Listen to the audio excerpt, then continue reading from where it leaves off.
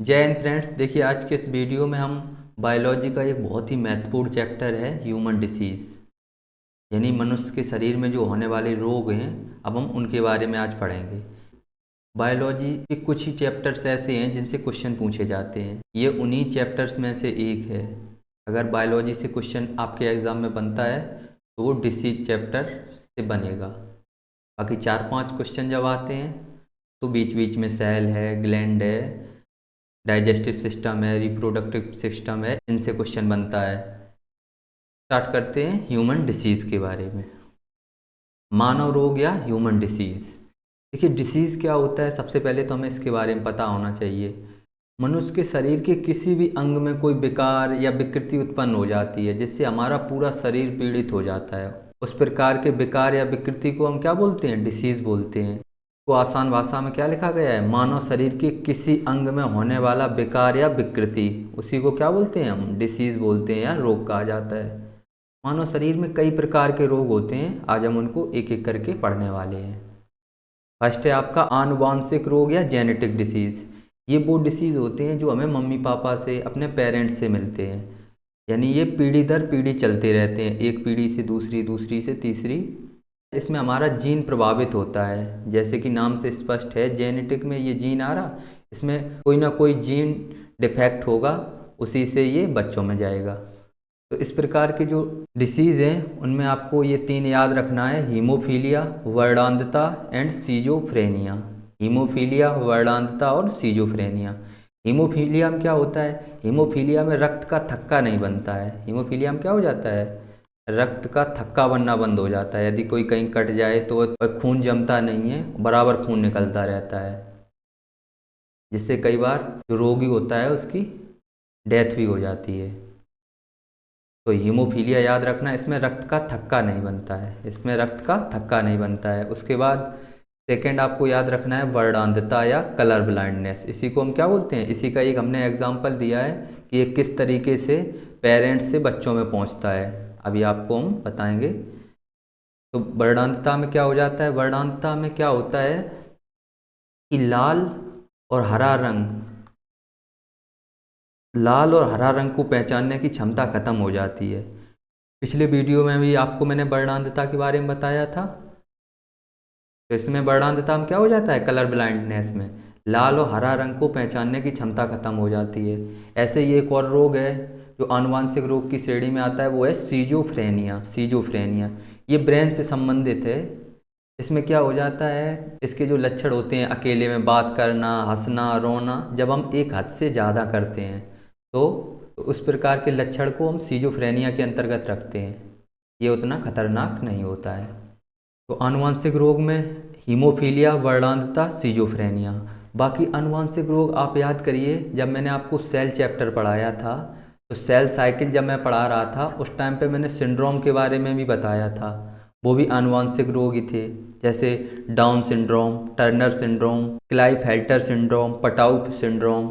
इनमें क्या होता था, 23वें पेयर पे या तो एक जीन बढ़ता था या एक कम हो जाता था। इनको हम पढ़ चुके हैं सिंड्रोम में।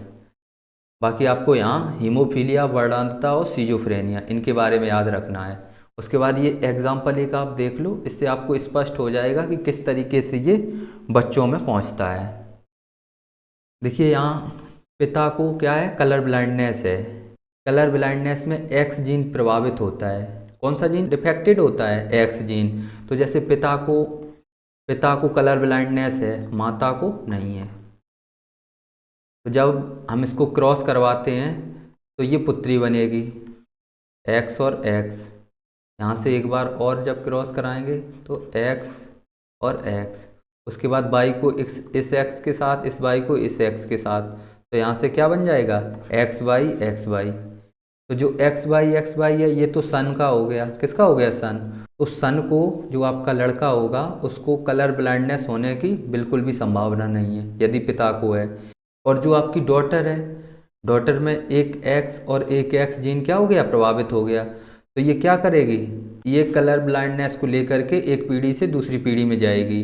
लेकिन होता क्या है, इस स्थिति में लड़की में आपको कलर ब्लाइंडनेस नहीं दिखता है। वो क्यों नहीं दिखता है? वो इसलिए नहीं दिखता है क्योंकि जो प्रभावी जीन एक्स है ये जो प्रभावी जीन एक्स है, ये जो कलर ब्लाइंडनेस से प्रभावित डिफेक्टेड जीन एक्स को अप्रभावी कर देता है, जिस कारण से आपको लड़की में कलर ब्लाइंडनेस नहीं दिखता है और वो आसानी से लाल रंग हरा रंग आसानी से देख सकती है। पहला आपने कौन सा देखा? पहला आपने देखा जेनेटिक डिसीज़ के बारे में। इसमें आपने 3 पढ़े, उनको याद रखना आपको। जैसे हीमोफीलिया है, हीमोफीलिया में क्या हो जाता है? रक्त का थक्का नहीं बनता। सेकेंड आपने पढ़ा किसके बारे में? वर्णांधता के बारे में। वर्णांधता में कलर ब्लाइंडनेस, हरा और लाल रंग को पहचानने की क्षमता खत्म हो जाती है। सिजोफ्रेनिया ये ब्रेन से संबंधित है, ये भी क्या एक जेनेटिक डिसीज़ है। इसके बाद आपको पढ़ना है असंक्रामक रोग। इनसे बहुत ज़्यादा क्वेश्चन नहीं पूछे जाते हैं। क्वेश्चन जो पूछे जाते हैं वो पूछे जाते हैं इन्फेक्शियस डिसीज़ से, जो कम्युनिकेबल डिसीज़ हैं, जो एक दूसरे के संपर्क में आने से फैलते हैं, चाहे वो प्रोटोजोआ, कवक, कृमि, जीवाणु या विषाणु द्वारा फैले, तो उनसे क्वेश्चन बहुत पूछे जाते हैं। बाकी असंक्रामक रोग कैसे होते हैं? ये वे रोग होते हैं जो एक दूसरे में नहीं फैलते हैं, जैसे किसी के साथ खाना बैठ के खा लिया या उसके संपर्क में आ पाए, तो इससे ये रोग नहीं हो सकता। बाकी असंक्रामक रोग में जैसे कैंसर है, हृदय से संबंधित रोग हैं, जैसे किसी को हार्ट अटैक पड़ता है, तो आप उसके संपर्क में रहते हो, खाना खाते, उसके साथ घूमते, तो उसको आपको क्या हार्ट अटैक पड़ने की संभावना है? तो नहीं, क्योंकि ये एक असंक्रामक रोग है, नॉन इन्फेक्शियस डिसीज़ है या नॉन कम्युनिकेबल डिसीज़। नाम से ही स्पष्ट है कि कम्युनिकेशन से ये नहीं फैलने वाला, बातचीत करते, साथ घूमते, उनसे ये नहीं फैलेगा। तो कैंसर, हृदय रोग, किडनी रोग, इन सारी चीज़ों को हम किस में रखते हैं? नॉन इन्फेक्शियस डिसीज़ में। बाकी जो मेन टॉपिक है आपका डिसीज़ में, वो है इन्फेक्शियस डिसीज़ या कम्युनिकेबल डिसीज़। ये वैसे रोग होते हैं जो जीवों में एक से दूसरे में, दूसरे से पहले में, तीसरे में, इस तरीके से फैलते जाते हैं। वैसे रोग जो जीवों में एक से दूसरे में संपर्क में आने से फैल जाएं, उन्हें हम संक्रामक रोग बोलते हैं। तो हम क्या बोलते हैं? संक्रामक रोग। ये फैलाने का काम कौन करता है? तो ये प्रोटोजोआ द्वारा, कवक द्वारा, कृमि द्वारा, जीवाणु द्वारा, बैक्टीरिया या वायरस द्वारा, इनके द्वारा ये फैलते हैं। एग्जाम्पल के लिए जैसे चेचक है, टीबी है, अस्थमा है, बहुत सारे डिसीज़ हैं, इनको हम एक एक करके पढ़ेंगे। जैसे प्रोटोजोआ द्वारा कौन से रोग हैं, कवक द्वारा कौन से फैलते हैं, इनको हम देखते हैं, एक एक करके आज पढ़ने वाले हैं। फर्स्ट है प्रोटोजोआ द्वारा होने वाले रोग। देखिए प्रोटोजोआ क्या होता है, इसको हम आपको एनिमल किंगडम में आपको बता चुके हैं। जब हम आपको एनिमल किंगडम जो फाइलम है एक जिसमें जीवों को रखा जाता है, उसमें आपको मैं पिछले वीडियो में बता चुका हूँ। यहाँ पर भी समझ लो, जो प्रोटोजोआ होते हैं ये एक कोशिकीय जीव होते हैं, एक कोशिकीय। ये बहुत ही सूक्ष्म जीव होते हैं, इन्हें किसके द्वारा देखा जाता है? सूक्ष्मदर्शी के द्वारा देखा जाता है। बाकी जो आपको याद रखना है, वो क्या याद रखना है? इससे जो फैलने वाले रोग, वही एग्ज़ाम में आएगा। इस पे आपको एक ट्रिक याद रखनी है, शॉप पे काम। बहुत सारे लोग दुकान पे काम करने जाते हैं, तो इसी तरीके से याद रखना है, शॉप पे काम, शॉप पे काम। जो सो है, इसका मतलब होता है सोने की बीमारी। सोने की बीमारी या निद्राणु रोग, इंसोम्निया बोलते हैं इसको। सोने की बीमारी, ये क्या है? इंसोम्निया। सेकेंड पा से क्या बनेगा भाई? पा से बनेगा पायरिया। ये आपको ट्रिक याद रखनी है, इसको 2-3 बार पढ़ लेना। पे फॉर पेचिस, पे से बनेगा पेचिस। का से बनेगा कालाजार, कालाजार या ब्लैक फीवर इसी को बोलते हैं, कालाजार। एंड माँ से बनेगा आपका मलेरिया, माँ से मलेरिया, मलेरिया। सबसे पहला जो क्वेश्चन पूछा जाता है वो तो यही पूछा जाएगा आपको, जैसे बहुत सारे रोग दे दिए, इनमें से कौन सा रोग प्रोटोजोआ के द्वारा फैलता है? तो उसमें आपको ये सारे पता होने चाहिए, जैसे सोने की बीमारी या इंसोम्निया, निद्राणु रोग किसके द्वारा? प्रोटोजोआ के द्वारा। पायरिया प्रोटोजोआ के द्वारा। पेचिस, कालाजार, मलेरिया, ये सारे के सारे किससे फैलते हैं? प्रोटोजोआ के द्वारा फैलते हैं। दूसरा जो क्वेश्चन बनता है वो बनता है कि इस प्रोटोजोआ का नाम पूछा जाता है। जैसे इंसोम्निया कौन से प्रोटोजोआ द्वारा फैलता है, तो वो आपको याद रखना है। इंसोम्निया किससे फैलता है? ट्रिप्नोसोम। इंसोम्निया ट्रिप्नोसोम, इंसोम्निया ट्रिप्नोसोम प्रोटोजोआ द्वारा फैलता है। तो इंसोम्निया ट्रिपनोसोम, इंसोम्निया ट्रिपनोसोम, अभी याद रखना इसको, 4-5 बार इसको पढ़ना, जो याद हो जाए तुरंत का तुरंत। पायरिया जो होता है, पायरिया एंट अमीबा जिंजीबेरी, पायरिया किससे फैलता है? एंट अमीबा जिंजीबेरी प्रोटोजोआ द्वारा। पायरिया एंट अमीबा जिंजीबेरी प्रोटोजोआ द्वारा। एंड पेचिस, पेचिस किसके द्वारा फैलता है? तो पेचिस आपका फैलता है एंट अमीबा हिस्टोलिका। पायरिया एंट अमीबा जिंजीबेरी, पेचिस एंट अमीबा हिस्टोलिका, एंट अमीबा हिस्टोलिका, एंट अमीबा हिस्टोलिका को बोलते जाए मेरे साथ, आपको याद हो जाएगा। एंट अमीबा हिस्टोलिका, पेचिस एंट अमीबा हिस्टोलिका, पायरिया एंट अमीबा जिंजीबेरी, सोने की बीमारी ट्रिपनोसोम, सोने की बीमारी ट्रिपनोसोम। और जैसे कालाजार है, कालाजार किस प्रोटोजोआ द्वारा? तो लिस्मेनिया, कालाजार लिस्मेनिया, कालाजार है ये लिस्मेनिया प्रोटोजोआ द्वारा। मलेरिया तो आपको याद भी होगा, इससे तो कई बार पहले भी क्वेश्चन पूछा जा चुका है, प्लाज्मोडियम प्रोटोजोआ। मलेरिया किससे फैलता है? प्लाज्मोडियम से, प्लाज्मोडियम, मलेरिया प्लाज्मोडियम प्रोटोजोआ से, मलेरिया किससे? प्लाज्मोडियम से। Kala azar leishmania, kala azar leishmania. उसके बाद पेचिस एंटमीबा हिस्टोलिका, पेचिस एंटमीबा हिस्टोलिका, पायरिया एंटमीबा जिंजीबेरी। और सोने की बीमारी इंसोम्निया, ये ट्रिपनोसोमो द्वारा, यानी ये ट्रिपनोसोमो द्वारा फैलती है। ये तो आपको प्रोटोजोआ का नाम याद रखना है। बाकी क्या होता है, ये बहुत ही सूक्ष्म जीव होते हैं, इनको एक स्थान से दूसरे स्थान तक जाने के लिए किसी अन्य जीव की आवश्यकता होती है, और या तो ये मक्खी पर, मच्छर पर बैठ करके मनुष्य के शरीर तक पहुंचते हैं, जैसे मच्छर ने काटा वहीं ये तुरंत खून में मिल जाते हैं। इस तरीके से क्या हो जाता है, मनुष्य को ये रोग हो जाते हैं। तो ये पहुंचाने का काम इन्हें कौन करता है? जैसे कालाजार है, तो कालाजार किससे फैलता है? लिस्मेनिया आपको केवल बालू मक्खी पर मिलेगा, सैंडी फ्लाई पर, बालू मक्खी। लिस्मेनिया का भाग कौन होता है? बालू मक्खी। ऐसे ही प्लाज्मोडियम है, तो प्लाज्मोडियम एनाफ्लीज, मादा एनाफ्लीज मच्छर होता है, उसी के द्वारा फैलता है ये क्या? मलेरिया, मादा एनाफ्लीज। ऐसे ही निद्राणु या ट्रिपनोसोम है, ये सीसी मच्छी के द्वारा, सीसी, तो सीसी मक्खी होती है उसके द्वारा फैलता है। तो इन तीनों के आपको भाग भी याद रखने हैं, जैसे कि सोने की बीमारी या इंसोम्निया है, ये किस प्रोटोजोआ द्वारा? ट्रिपनोसोम के द्वारा। ये ट्रिपनोसोम किसके द्वारा जाता है? सीसी मक्खी के द्वारा। और जैसे मलेरिया प्लाज्मोडियम एनाफ्लीज, मादा एनाफ्लीज पर बैठ के जाता है प्लाज्मोडियम और मनुष्य के शरीर तक पहुंचता है। ऐसे ही लिस्मेनिया किस पर? बालू मक्खी पर बैठ के जाता है, इसके कारण क्या हो जाता है? कालाजार। तो इस तरीके से आपको जो प्रोटोजोआ द्वारा होने वाले रोग हैं वो याद हो गए होंगे। और ये एनाफ्लीज की स्पायरोजोइट अवस्था होती है।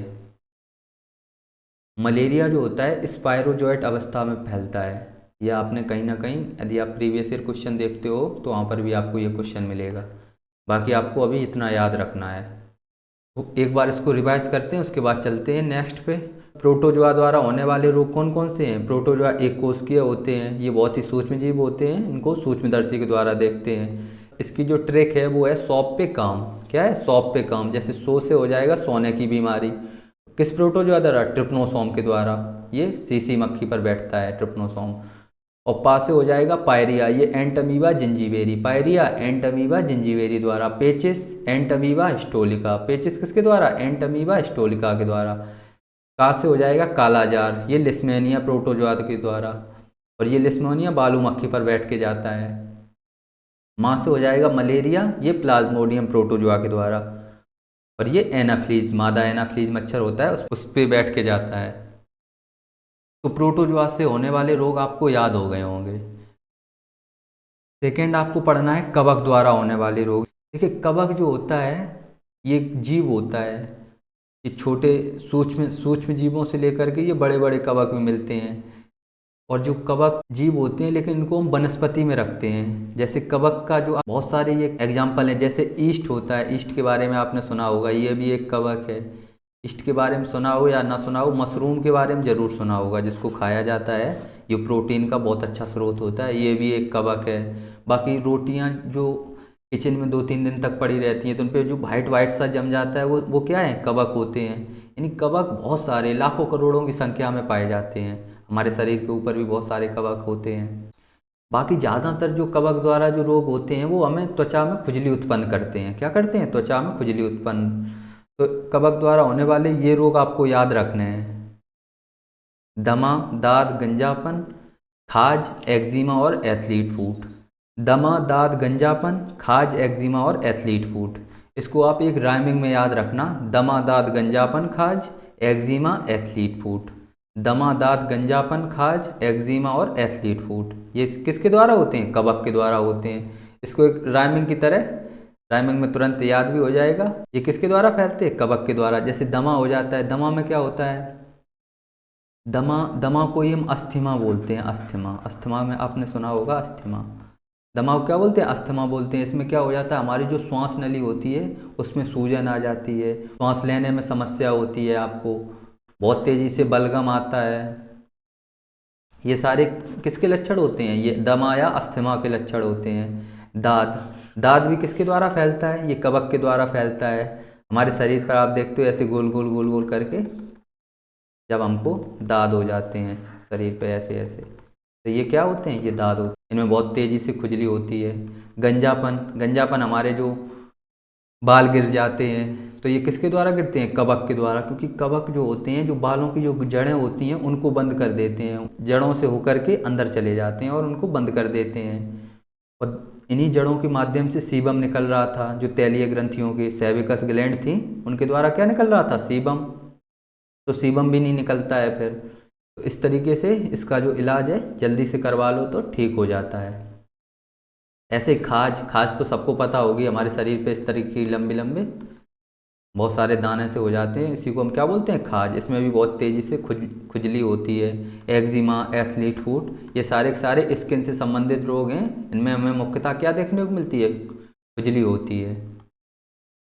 तो कवक द्वारा होने वाले जो रोग हैं आपको याद हो गए होंगे: दमा, दाद, गंजापन, खाज, एक्जिमा, एथलीट फूट। दमा, दाद, गंजापन, खाज, एक्जिमा, एथलीट फूट, ये सारे कवक के द्वारा होने वाले रोग हैं। बाकी आपको खुजली से याद रखना, आप तुरंत लगा दोगे कि ये इससे के द्वारा होते हैं, कवक के द्वारा। नेक्स्ट देखते हैं हेलमिंथीज या कृमि द्वारा होने वाले रोग। इसमें आपको दो रोगों के बारे में याद रखना है, फाइलेरिया और डायरिया के। फाइलेरिया और डायरिया। ये हेलमिंथीज या कृमि क्या होते हैं? जब हम आपको एनिमल किंगडम पढ़ा रहे थे उस टाइम पे मैंने आपको बताया था, दो संघ बताए थे, दो फाइलम, प्लेंटी हेलमिंथीज और स्क्लेमेंथीज। प्लेंटी हेलमिंथीज में क्या था? ये फीता कृमि या चपटा कृमि आते थे। स्क्लेमेंथीज में गोल कृमि आते थे। तो उनके द्वारा जो कुछ ऐसे लंबे लंबे, ये बहुत छोटे होते हैं, सूक्ष्मदर्शी से इनको देखते हैं, कुछ गोल होते हैं, उनको स्क्लेमेंथीज फाइलम में रखते थे। इनको हम पढ़ चुके हैं। तो उनके द्वारा जो हमारे शरीर में रोग होते हैं, अब हम उनको देखते हैं। फाइलेरिया को हम क्या बोलते हैं? फाइलेरिया को हिंदी में शिलापद बोलते हैं, शिलापद। इसको आपने हाथी पाँव के नाम से सुना होगा। एक पाँव इतना हाथी सा हो जाता है, बहुत मोटा हो जाता है इसमें, फाइलेरिया में। तो ये किस कृमि के द्वारा फैलता है? तो ये बुचेरिया नामक गोल कृमि से फैलता है। किसके? बुचेरिया नामक गोल कृमि से। इसमें क्या हो जाता है? लसिका तंत्र प्रभावित होता है। हमारा जो लसिका तंत्र है, जो लिम्फ सिस्टम है, इसको भी हम पीछे पढ़ चुके हैं। इसमें हमारा लसिका तंत्र प्रभावित होता है। इस कृमि को मादा क्यूलेक्स मच्छर वहन करती है। इसको ले जाने का काम कौन करती है? मादा क्यूलेक्स मच्छर। तो फाइलेरिया में आपको 2 से 3 बातें याद रखनी है। हाथी पाँव, ये तो आपको पता ही होगा। बाकी ये बुचेरिया गोल कृमि से होता है, बुचेरिया गोल कृमि से। और ये किसके द्वारा फैलता है? क्यूलेक्स मच्छर के द्वारा। क्यूलेक्स मच्छर इसको लेके जाता है और उसी के द्वारा ये फैलता है, क्यूलेक्स मच्छर। तो बुचेरिया और क्यूलेक्स, बुचेरिया क्यूलेक्स, इस तरीके से याद रखना है फाइलेरिया के बारे में। एंड जो अतिसार या डायरिया है, ये एस्केरिस कृमि से फैलता है, एस्केरिस नामक कृमि से। डायरिया किससे फैलता है? एस्केरिस नामक कृमि से। तो डायरिया से कई बार क्वेश्चन पूछा गया। क्वेश्चन क्या पूछा जाता है कि डायरिया निम्नलिखित में से किससे फैलता है? उसी में दिए रहते हैं, जीवाणु से, विषाणु से, हेलमिंथीज से या प्रोटोजोआ से। तो आपका आंसर क्या होगा? हेलमिंथीज होगा। डायरिया बेसिकली बच्चे सुनते रहते हैं, तुरंत वायरस मार देते हैं, तो वो वायरस से या जीवाणु से नहीं फैलता है, वो किससे फैलता है? हेलमिंथीज से फैलता है, ये याद रखना। डायरिया जो होता है ज़्यादातर दूषित जल, दूषित खाना वगैरह खाने से हो जाता है। इसमें क्या हो जाता है? आंत में घाव हो जाता है डायरिया में, ये भी आप याद रखना। बाकी आपको याद इतना ही रखना है कि डायरिया हेलमिंथीज के द्वारा फैलता है, इतना तो कम से कम याद रखना ही रखना। अब हम देखते हैं वेक्टर डिसीज़ के बारे में। वेक्टर डिसीज़ किन्हें कहते हैं? जो मच्छर और मक्खी के द्वारा फैलते हैं। जैसे कि कोई गोलकृमि को लेकर आ गया कोई मच्छर, या कोई प्रोटोजोआ को लेकर आ गया कोई मक्खी है, मच्छर है, तो उनको हम वेक्टर डिसीज़ की श्रेणी में रखते हैं। इनको हम पीछे भी पढ़ चुके हैं। जैसे मलेरिया था, तो मलेरिया किससे फैल रहा था? एनाफ्लीज मादा मच्छर से। मलेरिया एनाफ्लीज से, जो मादा एनाफ्लीज था वो मलेरिया फैला रहा था। ऐसे ही फाइलेरिया, वो क्यूलेक्स से, मादा क्यूलेक्स मच्छर से। फाइलेरिया किससे? क्यूलेक्स से। डेंगू, डेंगू याद रखना, डेंगू एडिस मच्छर से फैलता है, मादा एडिस मच्छर से, एडिस मच्छर। सोने की बीमारी या स्लीपिंग सिकनेस, इंसोम्निया, निंद्राणु रोग, ये किससे फैलता है? ये सीसी मक्खी से फैलता है, सीसी मक्खी से। हैजा या कॉलरा, हैजा या कॉलरा है, ये किससे फैलता है? ये घरेलू मच्छी से फैलता है, घरेलू मक्खी। एंड कालाजार, कालाजार को हम ब्लैक फीवर बोलते हैं। इसमें क्या हो जाता है? इसमें कई हफ्तों तक आपको बुखार आता रहता है, आपका जो वजन है वो कम हो जाएगा, खाने का मन नहीं करेगा। ये सारी चीज़ें किस में होती हैं? कालाजार में होती हैं। ये बहुत ही खतरनाक बुखार होता है। इसको कौन फैलाता है? इसको सैंडी फ्लाई या बालू मक्खी, बालू मक्खी से फैलता है। ये किससे फैलता है? बालू मक्खी से। इस तरीके से ये डिसीज़ का पार्ट 1 था। इसमें आपने प्रोटोजोआ द्वारा, फंगस द्वारा, कवक द्वारा कौन कौन से रोग होते हैं, कृमियों के द्वारा कौन से होते हैं, या वेक्टर डिसीज़ क्या है, इनके बारे में आपने पढ़ा। नेक्स्ट वीडियो में आपको बैक्टीरिया, वायरस और जो शेष बचे हुए जो डिसीज़ हैं उनके बारे में पढ़ेंगे। मिलते हैं नेक्स्ट वीडियो में। Thank you for watching it. Thank you यार आप सभी का।